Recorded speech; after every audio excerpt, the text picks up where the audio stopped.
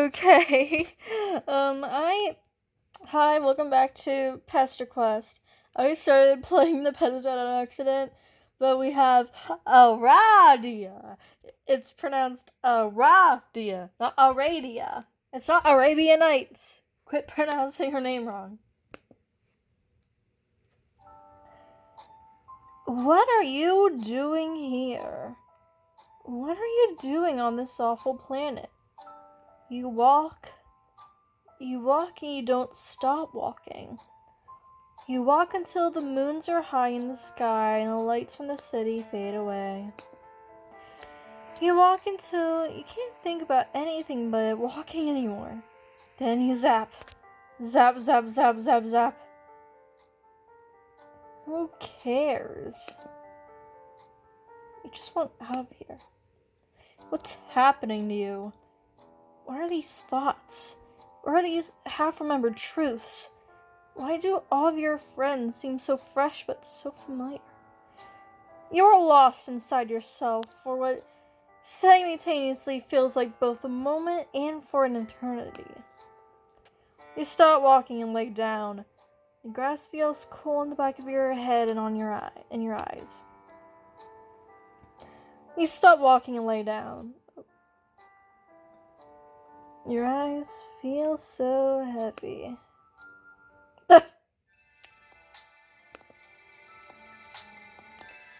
Jesus Christ! Inches away from your face, someone is bent over you and staring unblinkingly into your eyes. In a single panic motion, you do a youthful sideways roll and spring to your feet. This doesn't seem to startle her at all. She doesn't move in her precariously balanced squat. She is just looking at you, observing you. Is she waiting for you to do something? After exactly 21 seconds of staring at you, she offers an entirely too toothy smile. Part of you suspects she just remember that's what you do in these situations. She examines you with obvious curiosity. Not the worst decision. To nap among the remains of the deceased. What? With a sarcastic motion that suggests looking literally anywhere around you, she draws your attention to what appears to be some sort of dig site. You seem to have fallen asleep on a pile of bones. Her shirt is emblazoned with a dark red Aries symbol. Oh cool, another zodiac kid. You must have said Aries aloud because she immediately corrects you.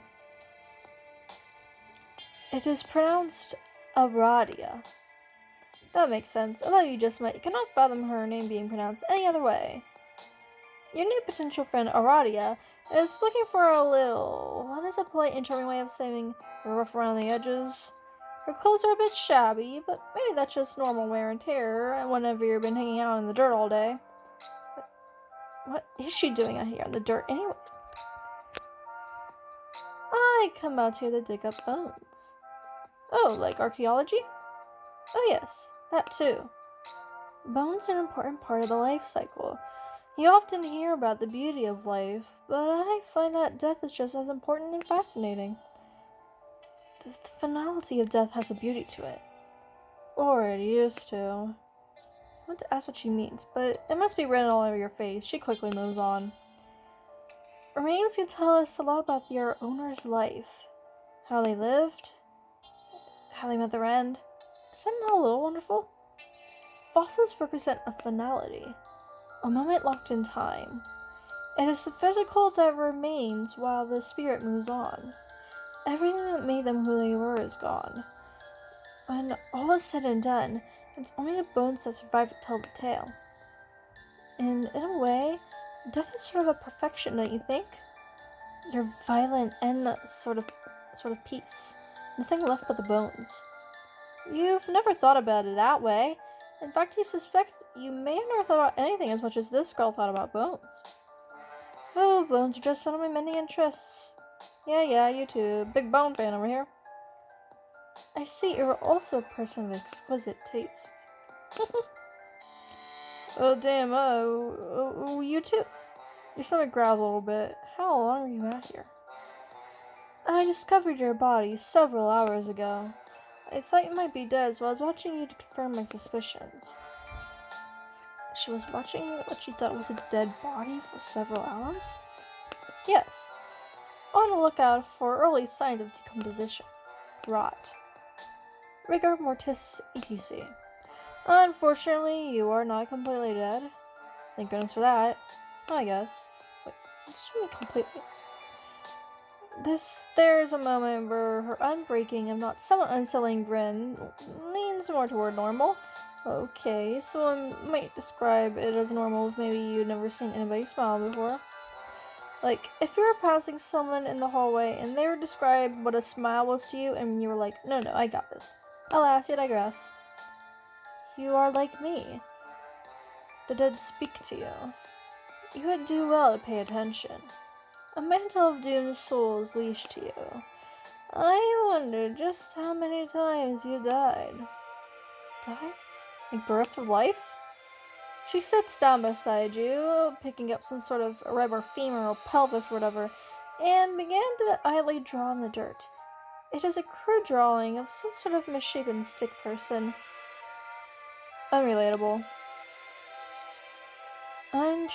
Traditionally, yes, that's what die means, but you are different. I could see the ghosts of all your alternate iterations floating around you, trying to help you. Doomed timelines that are purposefully erased from your consciousness. But you're the culmination of the choices you made, fatal or otherwise. You've been forced to leave so much behind you. Your memories! Despite the fact that she seems very focused on her dirt art, you suddenly feel so seen. Someone doesn't want you to remember, but... She looks at you and leans in close. I could hear subtle hints of mega fucking Lavania in this. Do you want to know a secret?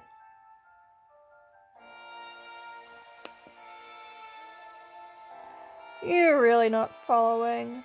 Sounds kind of fake if you're being honest. Ghosts? Yeah, okay. You've seen some weird shit on this planet, but you draw the line at ghosts. The spooky bit was kind of charming and cool at first, but this is borderline ridiculous. Oh. She almost looks hurt. Her tone turns hollow. How disappointing. Ah-RAH-dia rises and turns her back toward you. The night air feels cold, which it hadn't before now. Perhaps on behalf of the especially cold shoulder treatment you're getting right now, little bumps form on your skin. I have misjudged you. I thought I could trust you, but maybe you're just like the rest. I'm okay with that. It does not bother me. She is floating several feet off the ground. Typically, this is your sign to say, sounds like it kinda does bother you.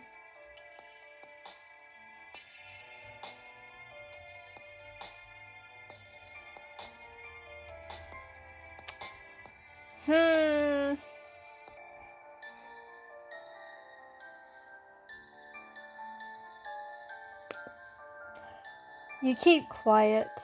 Now is not the time for your incredible insights. The restraint you have shown here will surely be rewarded. She turns to you slowly, dangling somewhat limply in the air. This act was for your benefit, but to proceed any further is pointless. Her eyes are white. Her face is unreadable. My god, ghosts are real too? Alternia's fucked up. Boo. Oh Jesus, no thanks. This secret sucks. Time to fucking go. Sorry, you said ghosts are fake or whatever bullshit. Yes, maybe that would be the best for both of us. I had some hope for you, but it looks like that was misplaced. There was a hollow disappointment in her voice. You've never been negged by a ghost before. She raises a hand to you, her form silhouetted by the twin moons. There is a blissful moment where you feel suspended and still. Better luck next time?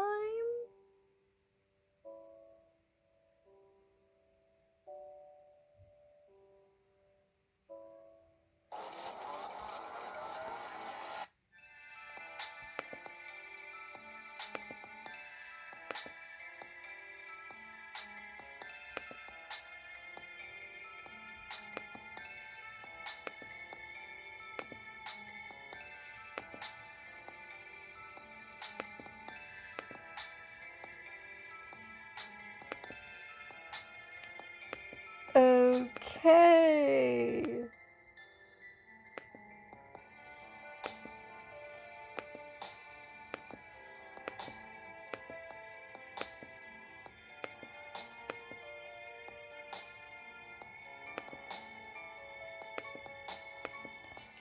So it just repeats itself.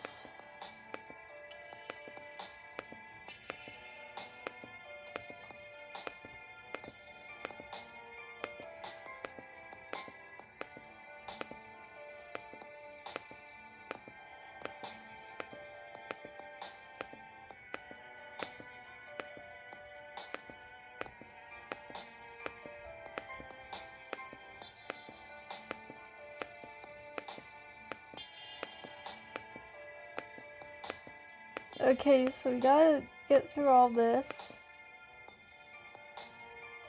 This one.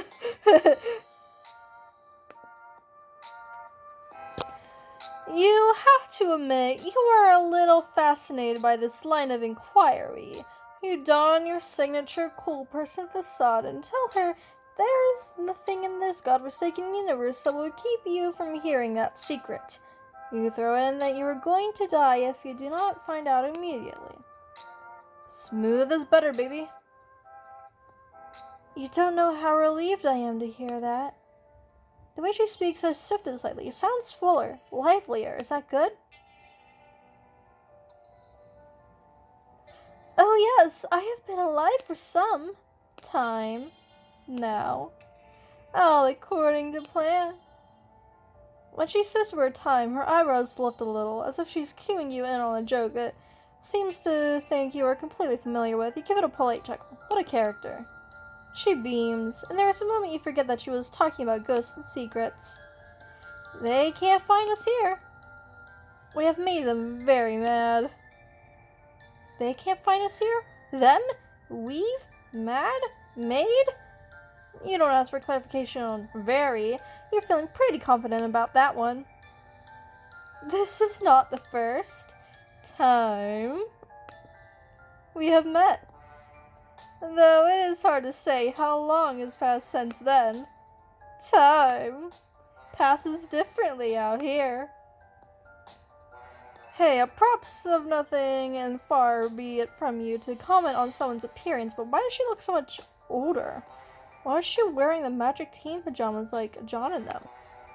How does she manage to do her makeup so well and just not brush her hair at all? You know, with curls, the issue may actually be overbrushing.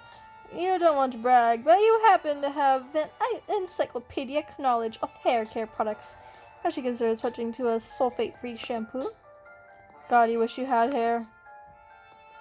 Wow, you ask a lot of questions, but I guess that's natural. Right now we're outside of the canonical You're gonna have to stop her right there. Yeah, I've had enough of canon relevancy and what it means and what it is or isn't.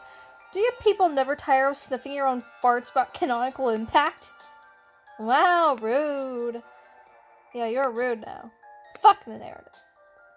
Absolutely phenomenal, and I could not agree more. Like, I was trying to explain out here, even the powers that can't hear us. I must say, I'm a big fan of your work. I've seen quite a few doomed timelines before, but nothing like that. You are something that they had no contingency plans for, and Paradox Face is practically falling apart at the seams. This timeline has been peppered with inconsistencies and clues, things here, there, and cannot exist yet, events that occur too early. I figured you were doing it on purpose, so I thought I'd get your attention. But you are a little broken, aren't you? She looks disappointed as she says that. You don't know why she would want your attention, but she has it. It's not only your attention that I want. The power is shifting, and the ones pulling the strings are distracted with their own meaningless problems. You really can't remember anything, can you?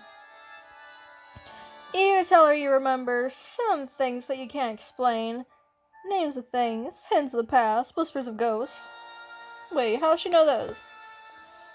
Yes, they have been whispering to you quite loudly. They are the fractured remnants of your departed selves. And they've been trying to help you get here at this exact moment. You ask her where and when here is exactly. As you look around, the scenery seems to shift. Sometimes you're inside, sometimes you're outside, sometimes you're in all places at once. You swear you've seen some shadow of your friends here and there, but in places they don't belong. Why would Rose be in Kanaya's hive? Do they know each other? You want to know what is going on and why it is so important that you are here. Whatever here is. I asked an old friend's ghost to tell an ancient space squid to burp up a place for us to meet. As one does, sure. Think of it as a liminal space made for the same thing memories are made of. I've spent a lot of time in the furthest ring and in these bubbles and trying to figure out how they work. So I have some ideas. But I don't think the ones who conceive them even really know exactly. What matters is the specific path that you took to get here. It took you many tries, but you made it.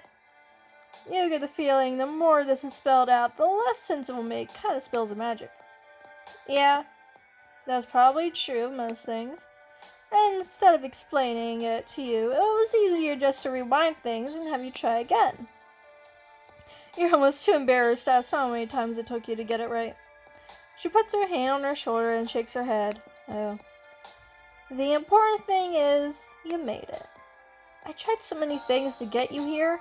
One time I pretended to be a ghost. She affects a spooky tone, instead of waving her fingers around. Since accidentally entering the medium, your particular class and aspect combination have gotten you a knowledge and foresight you shouldn't have. But here, where the connection to every version of yourself is strongest, we can do a little housekeeping. She reaches her hand out to yours. Oh fuck, is this it? You're finally making a friend and all it took was an infinite number of tries? You take her hand and she smiles at you. And then everything goes off the shit. Everything flies into you. Oh fuck, was that a ghost? You can see them. Oh fuck, it has your face. There's so many of them. One by one they slam into you. The entirety of their lives and each of their deaths play out before you in real time. Ah-RAH-dia clutches your hand and begins to laugh in a way that makes you start to think maybe this wasn't a great idea. But you remember. You remember all of them. As the last student version of yourself is absorbed into your body, you collapse out of both physical and mental exhaustion. You're back on the dirt. Back in the bone pile. Just sort of turn over and lay there. God. Malik? Tysius? Boldir? Oh, little diamond. Okay, maybe not that guy. But there's still a gap. Why are you here? You look down at the hoodie Malik gave you. Didn't Karkat's friends say nobody had used this symbol for a long time? I'm afraid I don't know exactly. My abilities have allowed me to tidy up your timelines that have happened in a sort of tentative canon. You roll your eyes. She ignores and continues. So, whatever happened to you outside the narrative is beyond my capacity as a guide to the deceased. But I know a way you can find out. This is why I brought you here, to give you back your memories. God, you miss just fucking around about hot dogs. You wonder what your friends are up to now. You think you should check on them. She looks you in the eyes. You stop rolling them for 2 seconds. Aren't you tired of being nice? Don't you just want to go ape shit?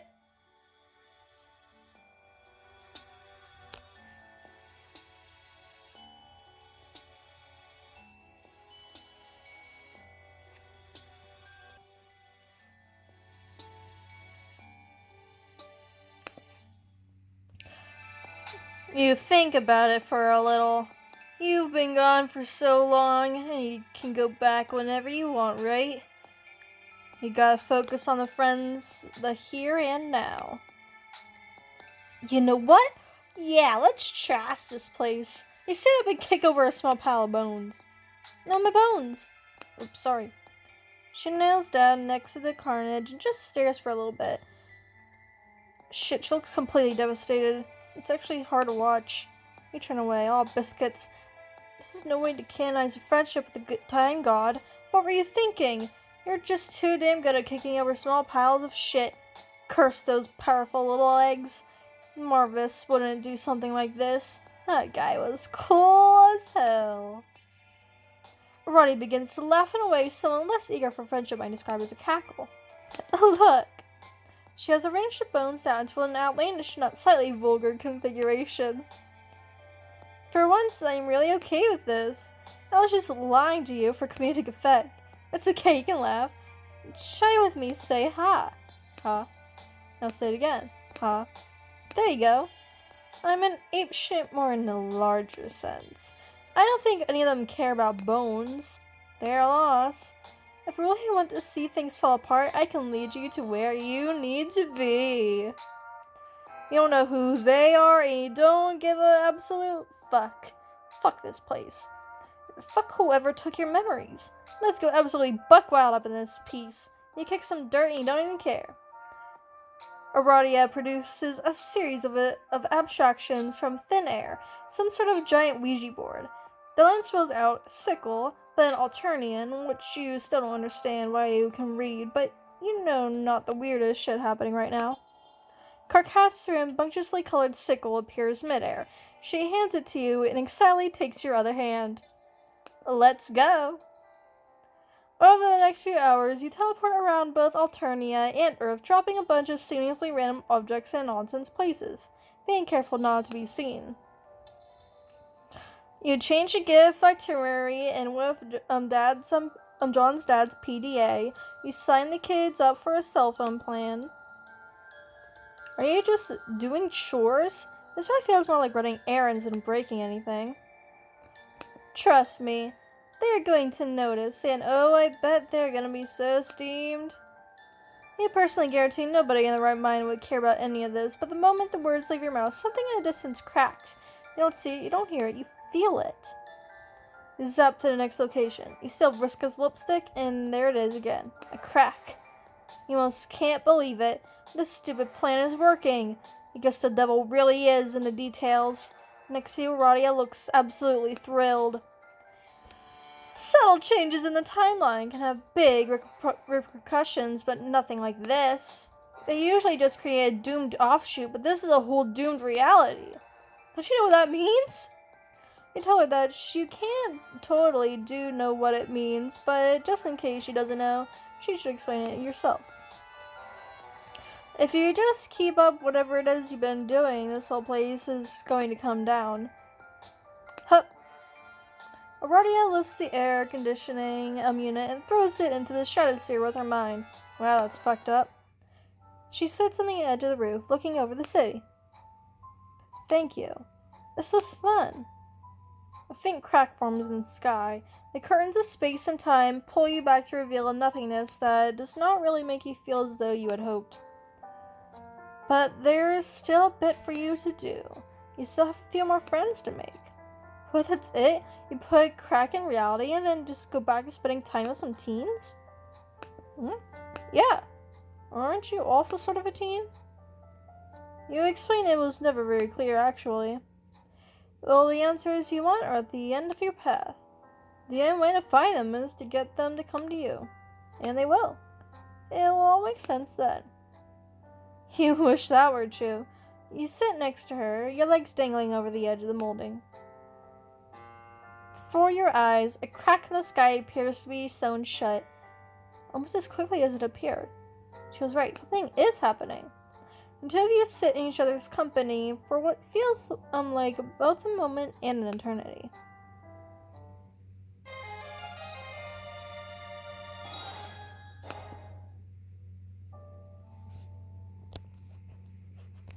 We're gonna do Nepetas next time, actually.